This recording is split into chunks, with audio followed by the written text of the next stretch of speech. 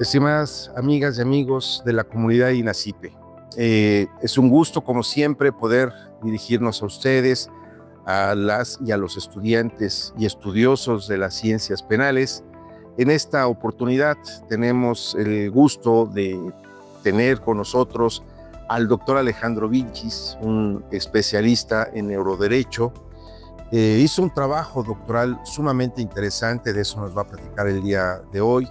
Y bueno, doctor, sé bienvenido. Es un tema extraordinariamente interesante y lo subrayo así porque de verdad son de los temas novedosos. Ya habíamos tenido la oportunidad también de charlar sobre este tema en alguna otra oportunidad, pero queremos platicar contigo porque nos dejó este grato sabor de boca este tema del neuroderecho. Platícanos, por favor, tu visión. ¿Cuál es tu postura al respecto?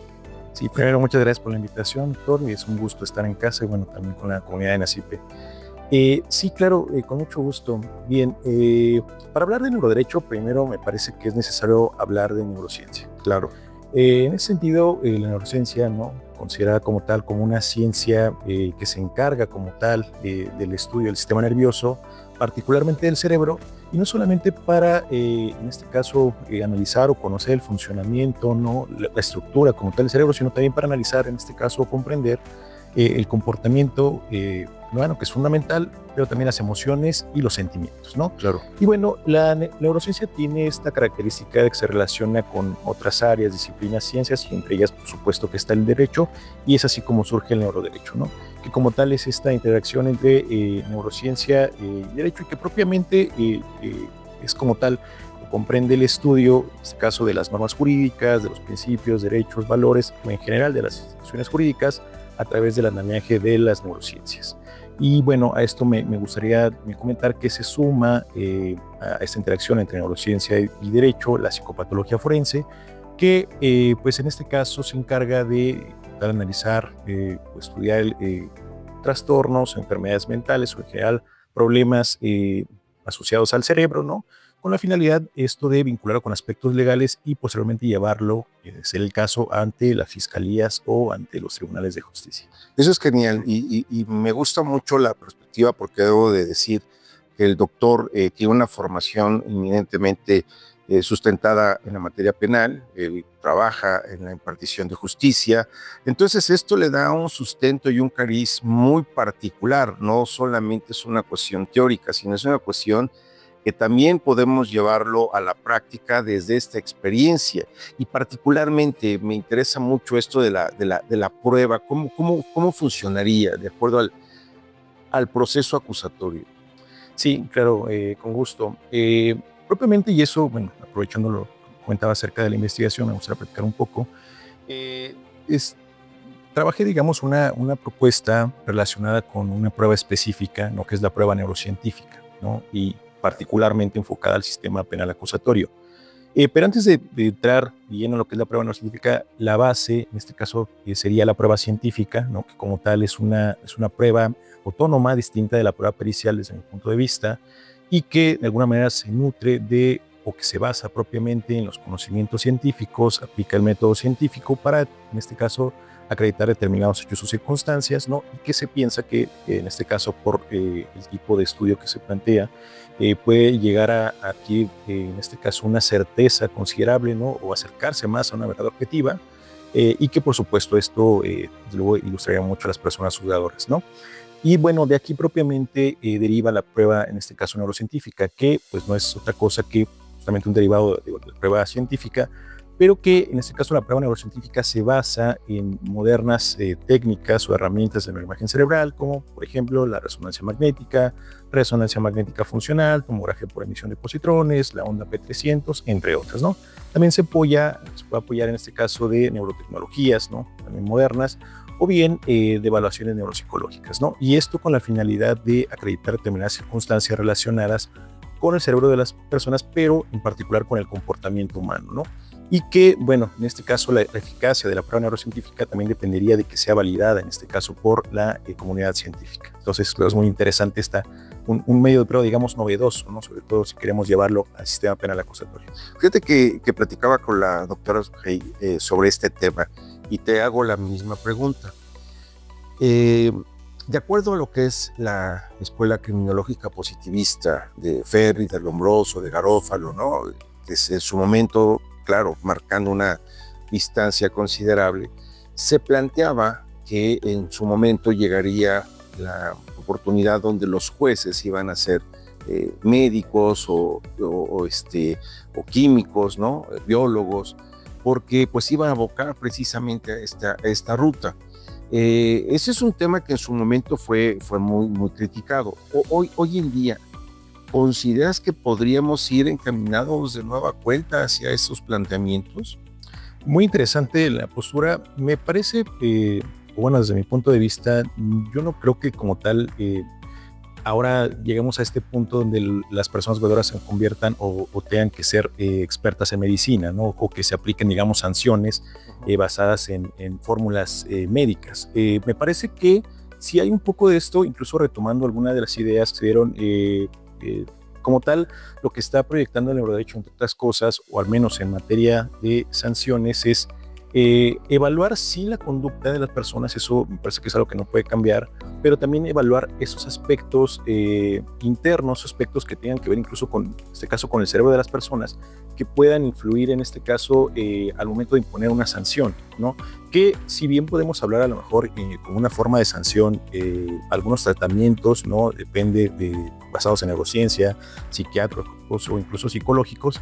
Lo cierto es que me parece que, y aquí nada más haría esta diferencia, no es como tal que en un futuro las penas se tengan que sustituir por esos tratamientos, pero sí pueden ser complementarias, sobre todo enfocándose a las personas, porque es muy importante y me parece que es algo que se ha dejado de lado un poco, es enfocarnos en las personas, pero sobre todo enfocarnos en restaurar su salud mental, ¿no?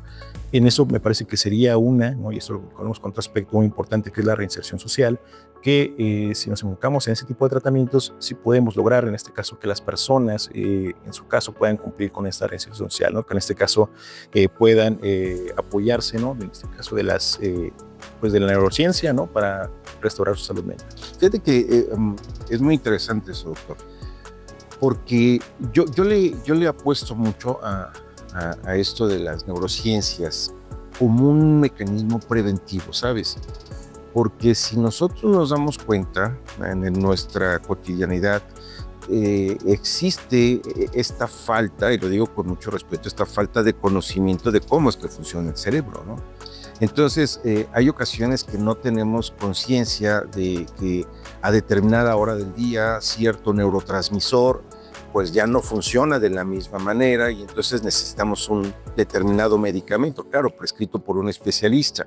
Esto ayudaría muchísimo a la disminución de comportamientos incluso de tipo agresivo, violentos que vivimos cotidianamente y que, sobre todo en ciudades como la Ciudad de México, en donde de cualquier cosa se hace todo un espectáculo público, muy dantesco, muy lastimoso, y que llegan a temas de privarse de la vida, ¿no? Por un lugar de estacionamiento, por no ceder el paso. Y uno después, cuando le pone hielo a esa emoción, nos damos cuenta que fue porque no pudimos controlar ese comportamiento. El problema que yo veo, y es una charla, te pregunto, si lo llevamos única y exclusivamente a esta consecuencia jurídica, a esta consecuencia jurídico-penal, ¿hasta qué punto tendríamos que también, junto con esto, reconsiderar el tema de la imputación? Claro, ese es uno de los temas centrales, ¿no? Uno de los aspectos fundamentales ahora de las aportaciones del neuroderecho, porque uno de los puntos que más se trata en este rubro es qué pasa con el tema del libre albedrío, ¿no? Que en eso básicamente está sustentado nuestro derecho penal, ¿no? Algunas investigaciones, ¿no? Y se siguen realizando numerosas investigaciones, neurociencias sobre qué pasa con el tema del libre albedrío.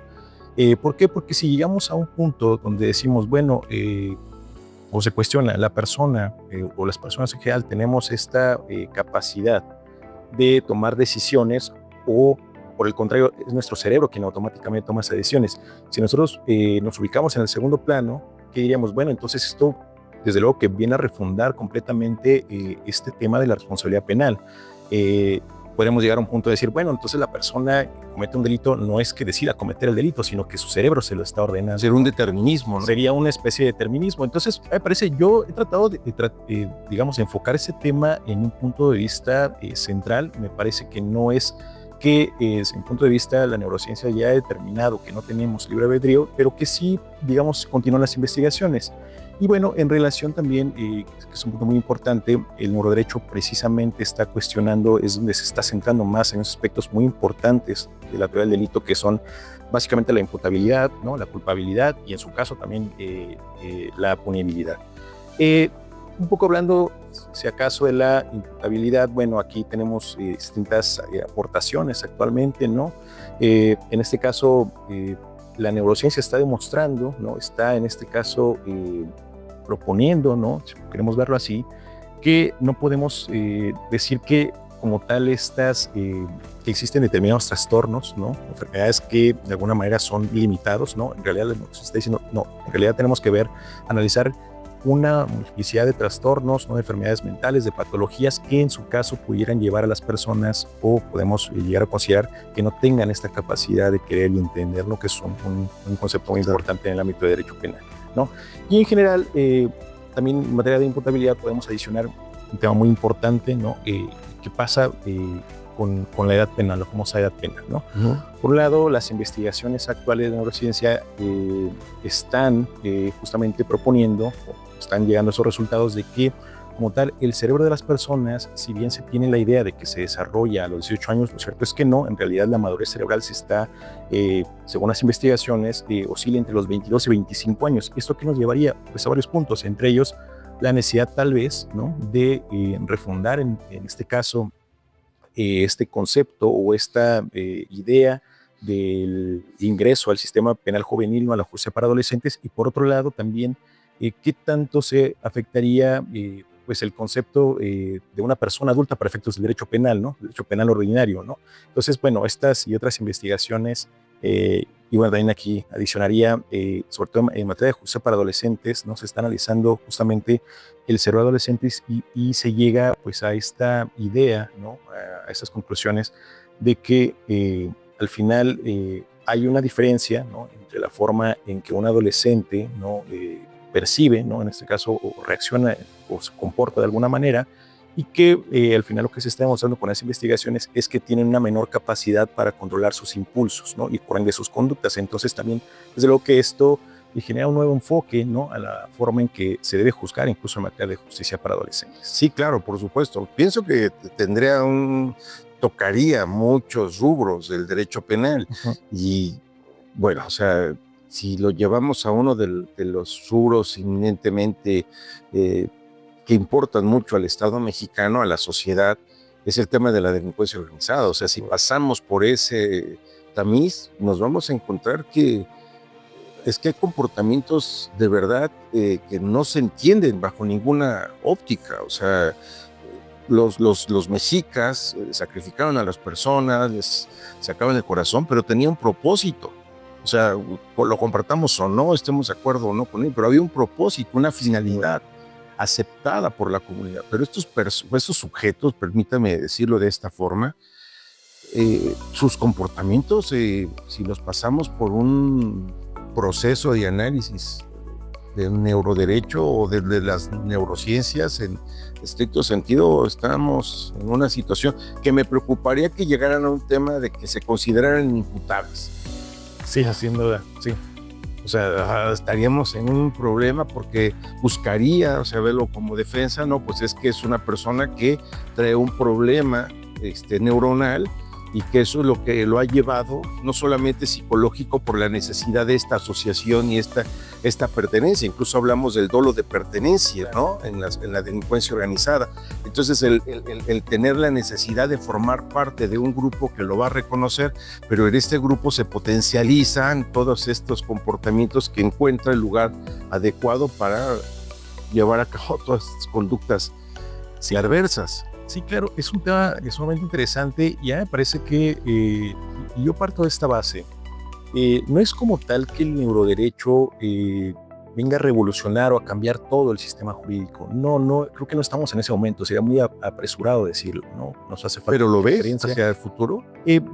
Lo que veo a futuro sí es un cambio, una transformación, algunas modificaciones estructurales, incluso en distintas instituciones del derecho, particularmente en el derecho penal, pero me parece que, y retomando el comentario, me parece que no llegaríamos todavía a este punto en el que decimos, bueno, todo el delito es la consecuencia de que la persona tiene un problema en el cerebro, ¿no?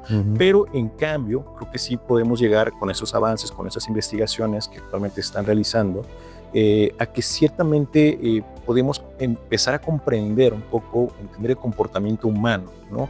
No desde una visión, digamos, estrictamente jurídica, ¿no? Sino ahora justamente con las aportaciones de la neurociencia y particularmente en neuroderecho, podemos empezar a entender ciertas conductas o el porqué de determinadas conductas, y esto es lo que sería fundamental, ¿no?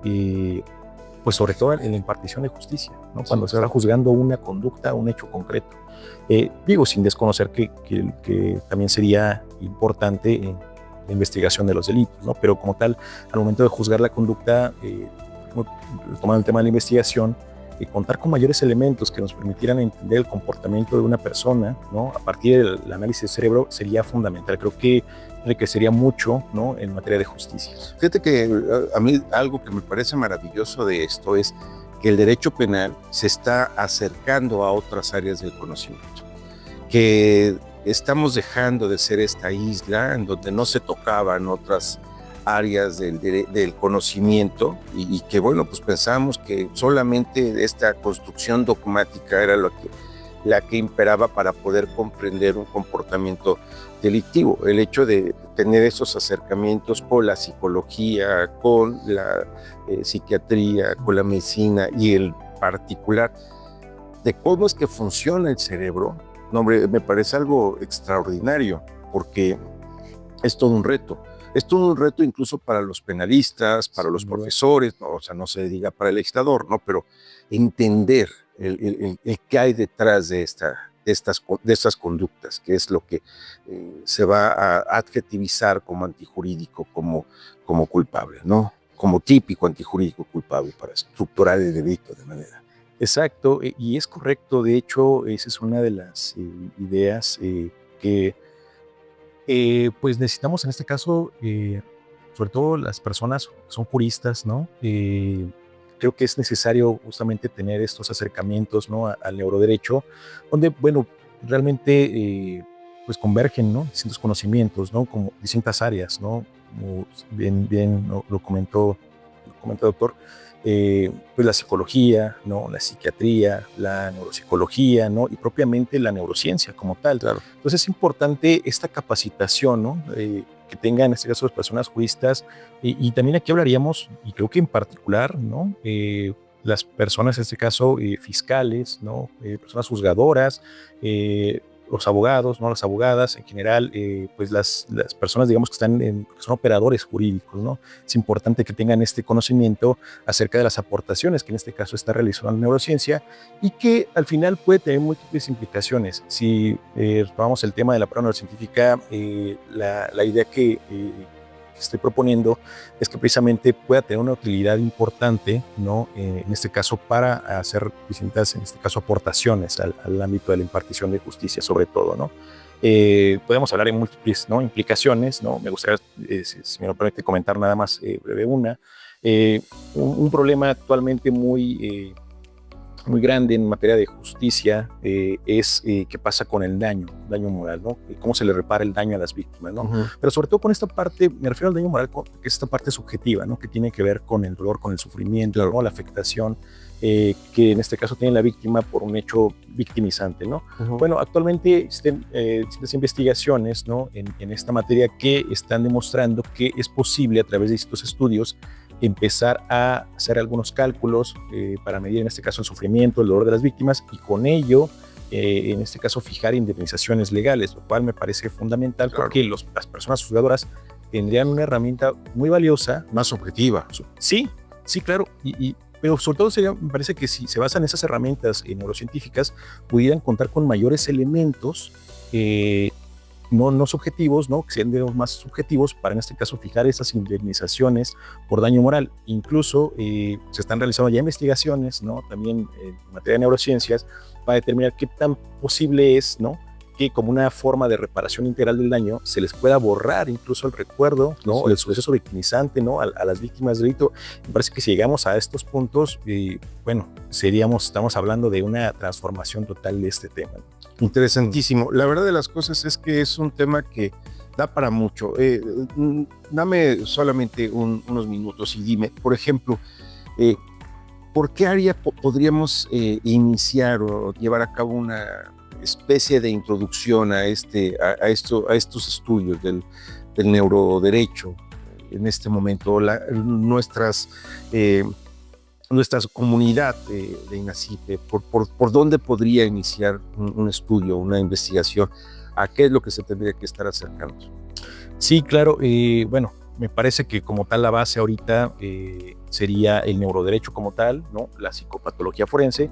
Y si me permites, doctor, hablando un poco de esto, INACYPE, ¿no?, es pionero, claro, actualmente en estos temas, está impulsando, ¿no?, es pionero en tener un doctorado en neuroderecho, claro, ¿no? Y me parece que INACYPE actualmente tiene tanto doctorado como maestrías, como talleres, conferencias, cursos que están abordando estos temas, Sí, ¿no? claro. Y eso es muy importante. Entonces la recomendación sería empezar desde casa, desde INACYPE. Perfecto.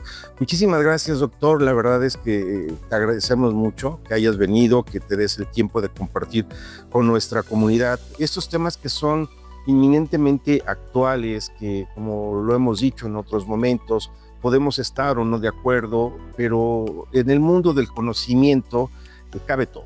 Y es importante el cuestionar, el reflexionar, el no desacreditar de una forma a priorística, sino que a partir de acercarnos a estos temas es como vamos ampliando, es como vamos generando un mayor espectro en el conocimiento. Y de eso se trata. Esa es la labor del Instituto Nacional de Ciencias Penales, donde caben todas las ideas, siempre con mucho respeto y, por supuesto, con el único propósito de avanzar, porque en el INACYPE se viven las ciencias penales. Los emplazamos para nuestra siguiente cápsula. Muchísimas gracias a todas y a todos. Gracias, doctor. Gracias por la invitación. Gracias.